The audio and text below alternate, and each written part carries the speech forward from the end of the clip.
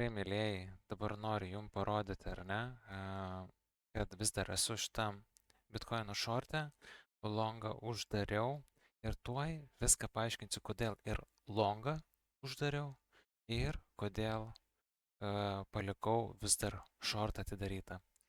Tai pradėkim nuo to, kad stebėjau 4 valandų time frame, nes tai yra mano pagrindinė swingo konfirmacija, ar struktūra lūžta, ar mes galim ar ne sulaukti naujų highs, ar mes rejectinam nuo kažkokio tai taško.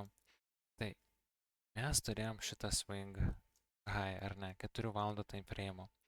Ir kaip ir visi kiti, aš taip pat naudoju ir breakup structure, ir open interest divus, ir RSI, ir daug visokių toolsų, ar ne? Bet pakalbėkim dabar būtent apie breakup structure ir kaip aš jį matau. Įsivaizduokim, kad breakup structure yra, ar ne? Šitas yra swing high, 4 valandų BOS. Greitai pažymėsim, kad žinotumėm 4 valandų BOS. Ir pagal mano taisyklės ir tikriausiai pagal daugumos taisyklės, jeigu BOS nėra ant candle close, ar ne, jeigu žvakė būtų čia užsidariusi, mes būtumėm turėję breakout structure. Bet mes neužsidarėm, užsidarėm žemiau, todėl BOS mes neturim, ar ne? Mes neturim BOS. Vietoj to, ką mes darom? Ar mes BOS gaunam tada, kai užsidaro žvakė čia? Pavyzdžiui, atgal grąžinsiu. Ar pavyzdžiui, čia tada? O šitoj vietoj? Nes čia candle close jau buvo štai čia. Ir kaip jį būtų breakout structure, ar ne?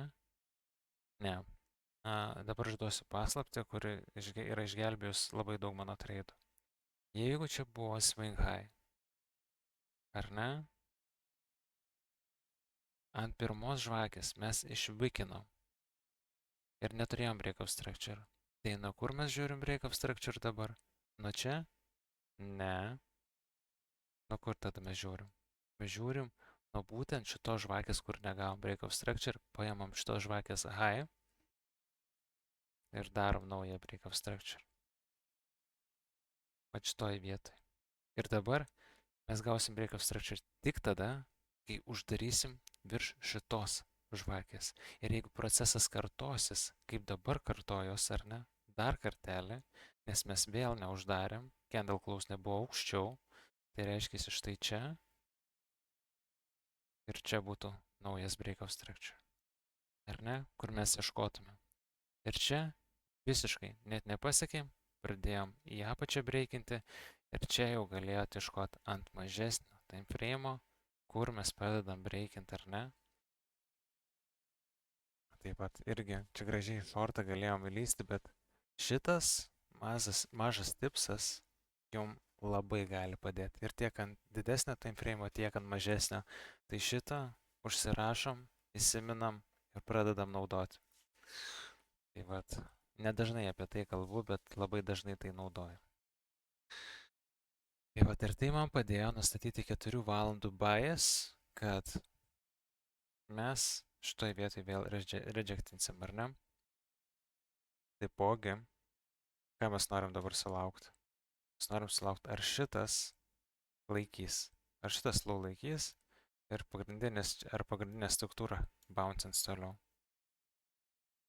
Jeigu taip, liuks, ieškosim nuo šitos demand zonos naujo longo, jeigu ne, pamatysim, kas toliau vyks ar ne, bet kokiu atveju mes esame pelningoje pozicijoje, shortas printina, viskas yra labai gražu.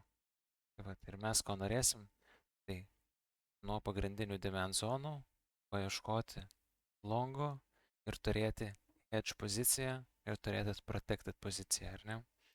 Tai vat, viskas labai paprasta. Viskas yra labai paprasta. Tiesiog laikykitės savo sukurtų, mano sukurtų taisyklių. Kuo mažiau mygtukų spaudinėkit, tuo daugiau pinigų turėsit. Išlaukit konfirmacijų, išlaukit zonų, neskubėkit, įeikit pagal taisyklės ir viskas bus super. Jeigu nežinot, kaip tai padaryti, prašau, prisijungkit prie mūsų. oskarstrading.lt yra mūsų telegramas, discordas, per tenai nueisit ir viską pamatysit narių atsiliepimus, rezultatus ir kaip galite prie mūsų prisijungti, gauti mūsų treidus, mokymus, diskusijų grupės, užsienio analitikų, analizės ir signalus. Visko žiauriai daug. Tai va. Šiandienai tiek. Mažas tipsiukas, bet tikrai atrodo mažas, bet čia labai svarbi detalė, kuri gali jūs išgelbėti ir padaryti jūs dar labiau pelningais.